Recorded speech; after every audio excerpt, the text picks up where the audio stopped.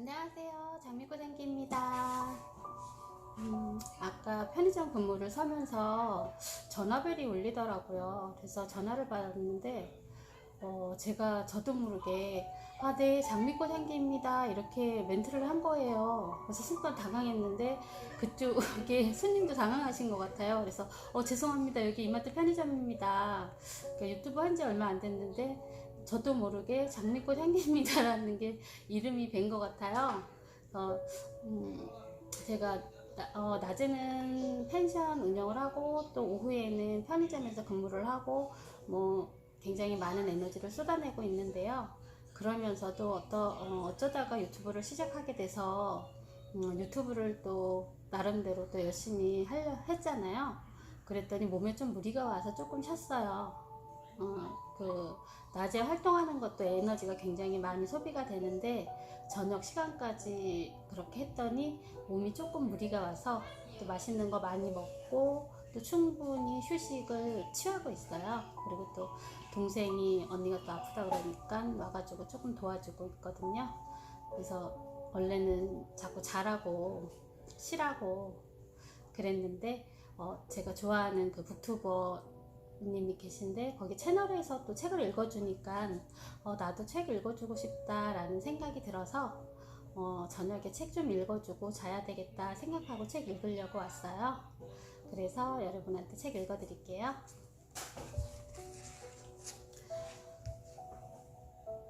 부는 단 한순간도 독립적으로 존재한 적 없다. 이 시대의 부를 획득한 사람들은 단 하나의 진실에 눈을 뜬 자들이다. 돈은 단 한순간도 홀로 있지 않았다는 진실. 돈이 돈을 번다. 너무나 익숙한 말. 우리를 어머 웃지. 나 못 읽는다 말이야. 나오기만 할게. 그냥 할게요. 자꾸 딸이 웃겨요. 나 웃기지 마. 좀 가지면 안 돼? 나 웃음 많단 말이야. 내가 웃을 사람. 아이씨 그러지 마. 빨리 들어가. 죄송해요. 딸이 장난꾸러기예요. 잠도 없고. 다시 읽을게요. 돈이 돈을 번다. 너무나 익숙한 말. 우리를 씁쓸하게 만드는 말. 동시에 아주 잘 못된 말이다. 돈은 결코 저절로 벌리지 않는다. 돈이 많다고 유리하지 않다는 뜻이 아니다. 확실히 돈이 많은 사람은 돈이 없는 사람보다 돈을 좀 더 쉽게 빠르게 번다. 하지만 분명히 알아두어야 할 건 많은 돈이 또 다른 많은 돈을 끌어당기는 것이 아니라 많은 돈을 가진 사람이 또 다른 많은 돈을 끌어당긴다는 사실이다. 중요한 것은 돈 그 자체가 돈을 가진 사람이다.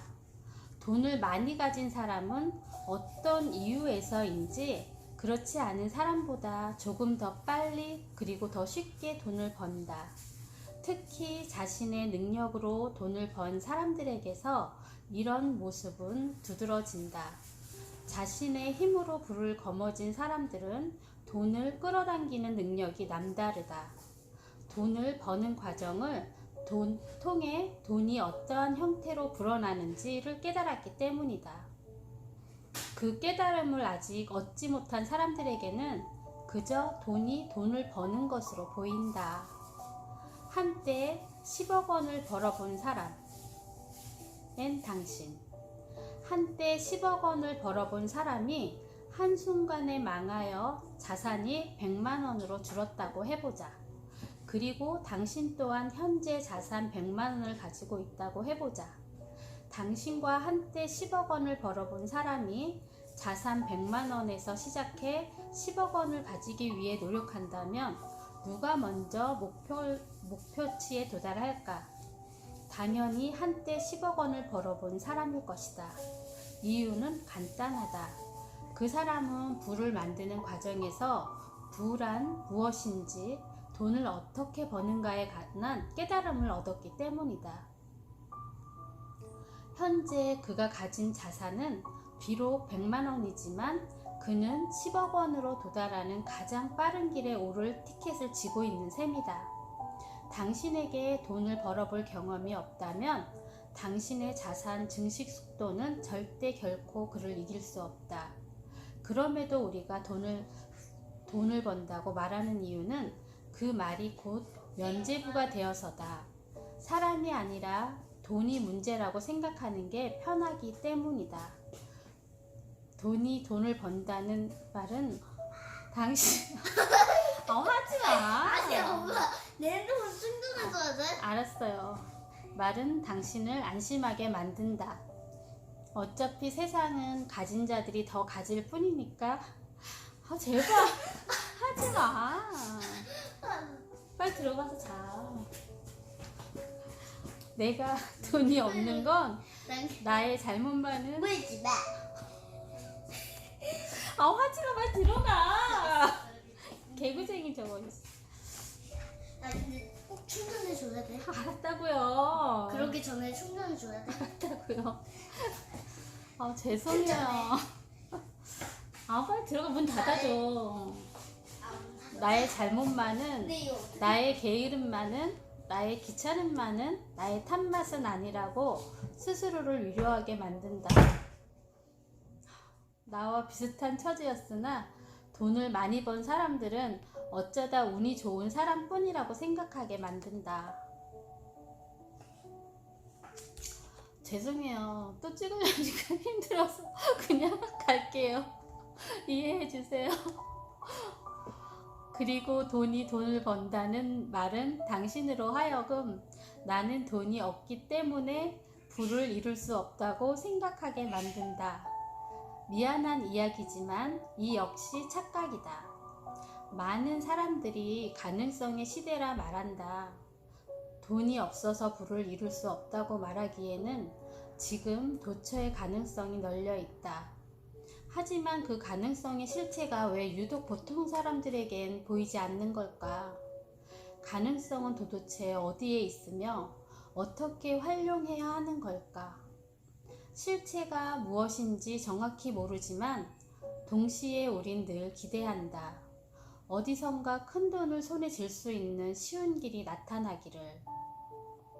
어느 날 내 자산을 불려줄 마법 같은 티켓이 손에 쥐어지기를 말이다.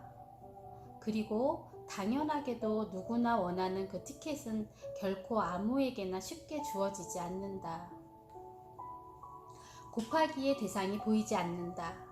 근로소득은 더하기지만 투자는 곱하기라는 말이 있다. 열심히 땀 흘려 일하면 자산을 조금씩 더해갈 수는 있지만 투자를 하면 전체 자산이 곱절로 늘어난다. 우리는 모두 자산이 거듭 곱해지는 속도가 자신의 근로소득 증가 속도를 앞지르기를 바란다. 즉, 내가 일하지 않아도 내 자산이 알아서 돈이라는 선물을 내게 주길 기대하는 것이다. 문제는 무엇에 대한 곱셈인가다. 나의 자산 곱하기 물음표는 부. 단지 돈이 많으면 이 공식에서 유리해질까? 누군가는 곱셈의 영역에 1.5를 곱하고 누군가는 3을 곱하고 누군가는 5를 곱한다. 현재 돈이 얼마 있든 상관없다. 마이너스 2를 곱하고 있는 사람들은 현재 자산이 얼마건 계속해서 마이너스 수익이 난다. 곱셈의 영역에는 많은 기법이 요구된다. 그 구조를 이해하는 것이 돈을 불릴 수 있는 가장 빠른 방법이다. 우리가 돈에 대한 IQ를 길러야 하는 이유다. 그런데 문제는 이 곱셈에 들어가는 무엇에 대한 이야기를 들을 데가 없다는 것이다. 그쵸, 누가 안 가르쳐 주잖아요. 자산을 불리는 그런 거에 대한 것들은요. 저도 자산을 불릴 때 제가 공부하고 그리고 또 그것을 어떻게 지킬 것인가, 불리는 것도 중요하지만 자산을 지키는 것이 훨씬 더 중요하다고 생각하거든요.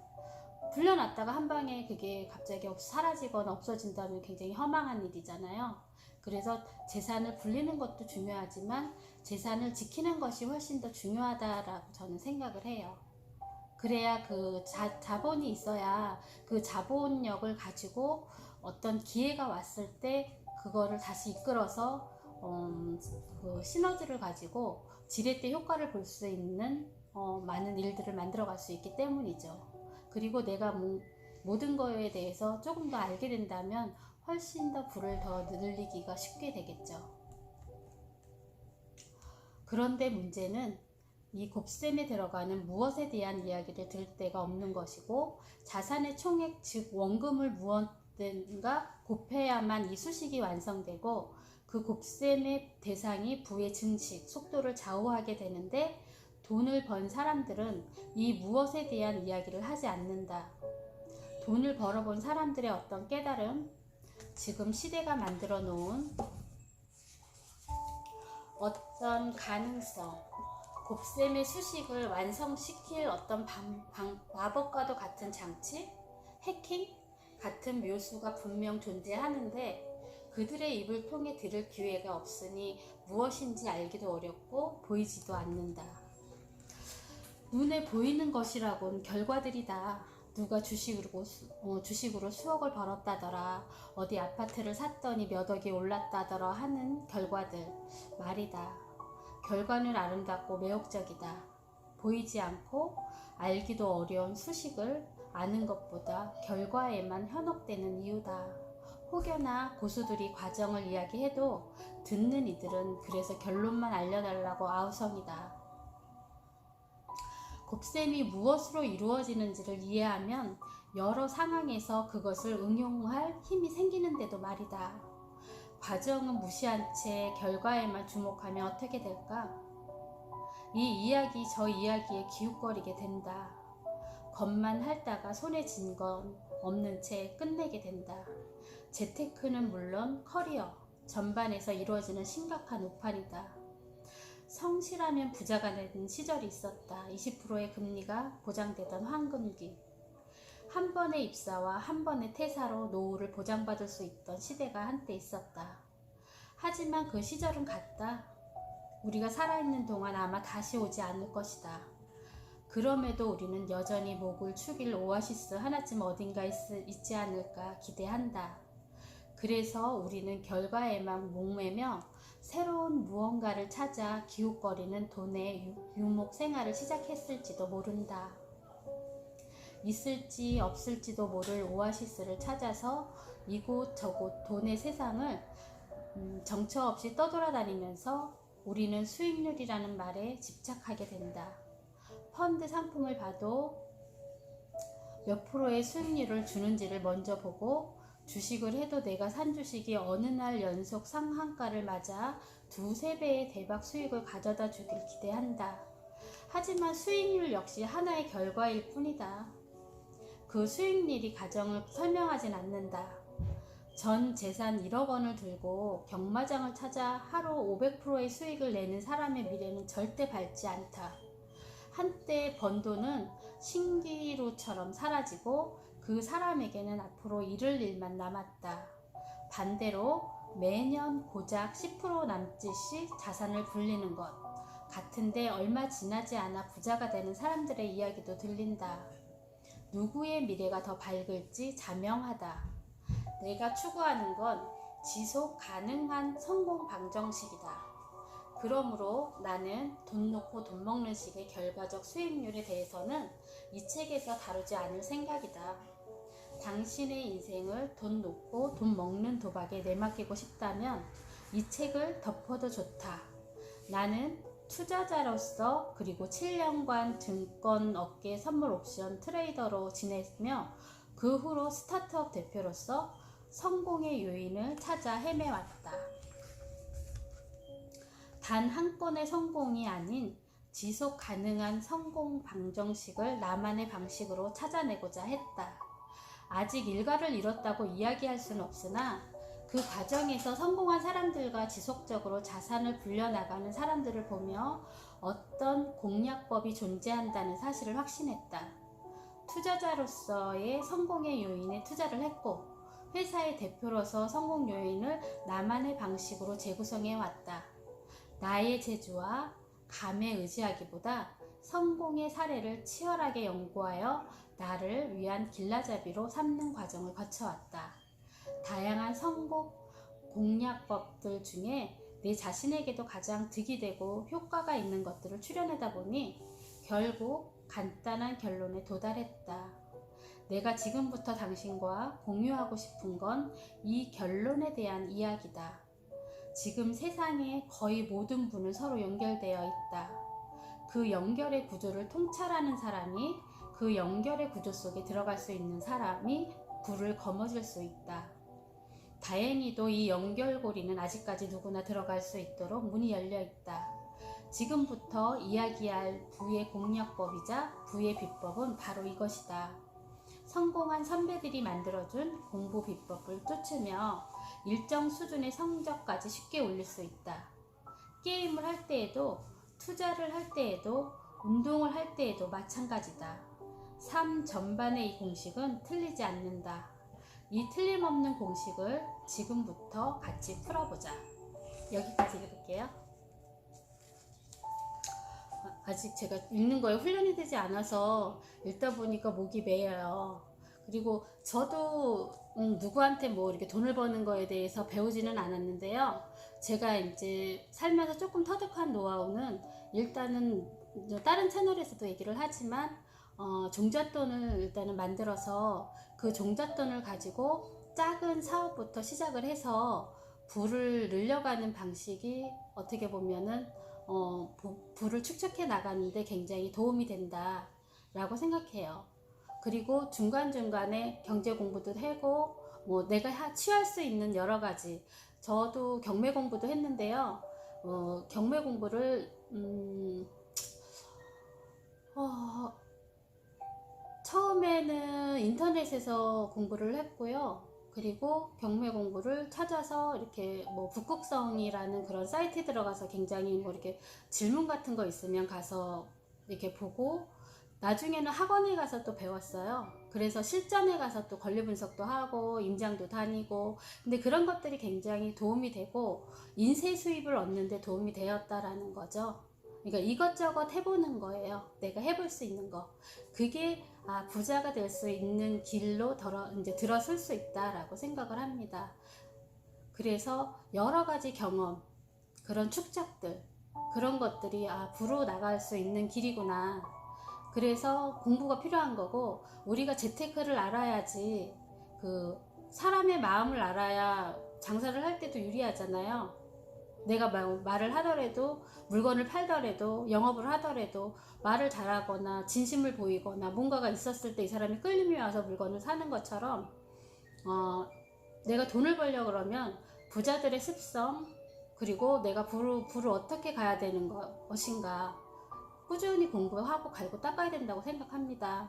그래서 그냥 멈추어 있기보다는 내가 배울 수 있는 것들을 다 배워서 실전에서 권리 분석도 해보고 또 경매도 입찰도 해보고, 그런 것들이 나에게 굉장히 도움이 되고, 그리고 인쇄 수입으로 나한테 다시 되돌아와서 더 큰 부를 얻게 해줄 수 있다라고 생각합니다. 저도 또 그렇게 부를 조금씩 증식해 나갔고요. 같이 어떻게 하면 부자가 될 수 있고, 어떻게 하면 내가 살아가는데 조금 풍요롭게 살 수 있는지 같이 연구해보면서, 저는 같이 공부한다라고 생각하고 유튜브를 하려고 생각을 했어요. 그래서 모든 것들을 제가 초보자 입장에서 배운 것들을 초보자 입장에서 얘기를 나누고 하다 보면 그게 재미가 붙다 보면은 재테크 쪽도 재밌어지잖아요. 왜냐면 저도 실전 경험이 되게 많거든요. 왜냐하면 뭐 명도도 해봤고 이런 것들에 대해서는 되게 잘해요. 물어보시면 제가 가르쳐 주실 수도 있고, 권리 분석 같은 거에 대해서도 어느 정도의 조언을 해줄 수 있어요. 그래서 재테크 공부를 열심히 하면서 우리 부자가 될 수 있도록 노력해보죠. 고운 밤 되세요. 안녕.